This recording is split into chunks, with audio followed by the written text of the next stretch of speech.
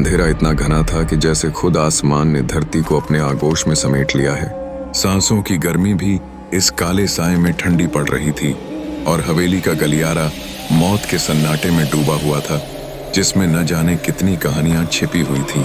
सुस्त हवा में एक अजीब गंध थी जो महसूस होते ही दिल की धड़कनों को तेज कर देती थी। गलियारे में कदमों की हल्की गूंज सुनाई दे रही थी, लेकिन ये कदम दक्ष और जैक के नहीं थे।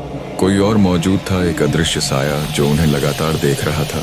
आसमान के काले रंग में लिपटा यह स्थान अंधकार का अनजाना गहवार था। एक कमरे का दरवाजा अचानक खुद ब खुद खुल गया और भीतर का दृश्य एक पुराने दर्पण में बसा हुआ था। उस दर्पण का शीशा धूल से ढका हुआ था, जैसे कई सालों तक किसी ने उस पर ध्यान नहीं दिया। लेकिन दर्पण में चमकती एक धुंधली छाया स्पष्ट रूप से देखी जा सकती थी, जो इस अंधेरे में जीवित मूर्तिमान जानवर की तरह हिल रही थी, जैसे कोई वहां कैद हो, सहायता की उम्मीद में किलकिला रहा हो। सिसकियां अब और तीव्र हो गई थीं, जैसे कोई अपने अंतस की पीड़ा को धीरे धीरे बाहर लाने का प्रयास कर रहा हो।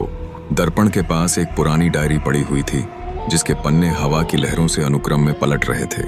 एक पन्ने पर लिखा था, वह कभी नहीं सोती, वह इंतजार करती है। यह शब्द जैसे सीधे रूह के भीतर उतर गए हों और इनका असर गहरा था। अचानक दर्पण में वह छाया साफ हुई।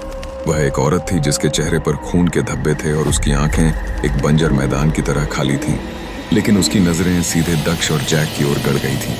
धीरे धीरे वह दर्पण से बाहर आने लगी, हर कदम डर और अज्ञात का संदेश लेकर। फिर वह चीख गूंजी, एक ऐसी आवाज जो रूह को कंपा देने वाली थी। दर्पण टूट गया, टुकड़े फर्श पर बिखर गए और आवाज खामोशी को चीरते हुए गूंजने लगी।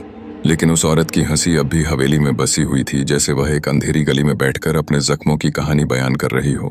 यह हंसी केवल एक निर्णायक क्षण का प्रतीक थी, जो इस दर्पण का हिस्सा बन चुकी थी, अब उस सन्नाटे का हिस्सा बन गई है।